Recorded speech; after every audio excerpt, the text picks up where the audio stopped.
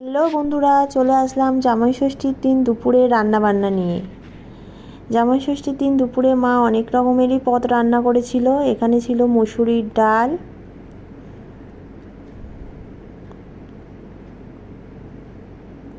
তার সাথে ছিল 5 রকমের ভাজা, বেগুন ভাজা, আলু ভাজা, পটল ভাজা, চিংড়ি মাছ ভাজা, পাবদা মাছের ঝাল সর্ষে পোস্ত দিয়ে।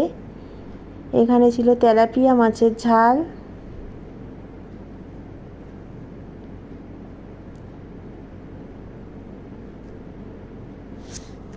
চিংড়ি মাছ ভাপা, আমসত্ত্ব খেজুর টমেটো দিয়ে একটা চাটনি, আর লাল লাল ঝাল ঝাল খাসির মাংস, জামাই ষষ্ঠীর স্পেশাল। আর অন্যদিকে মা পাঁপড় ভাজা হচ্ছিল, সেটা ভিডিওটা নেওয়া হয়নি। ওইদিকে পাঁপড় ভাজা আর স্যালাডটা পরে কাটা হয়েছিল। তো এটাই ছিল আজ আমাদের জামাই ষষ্ঠীর মেনু। তোমাদের কি কি ছিল জানিও কিন্তু কমেন্টে। তো বন্ধুরা, জামাই এখন খেতে বসে পড়েছে।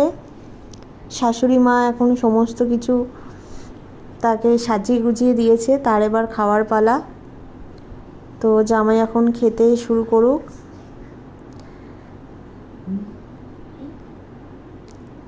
এদিকে মা ওকে ধরে দিচ্ছে। তো আসছি পরের ভিডিওতে।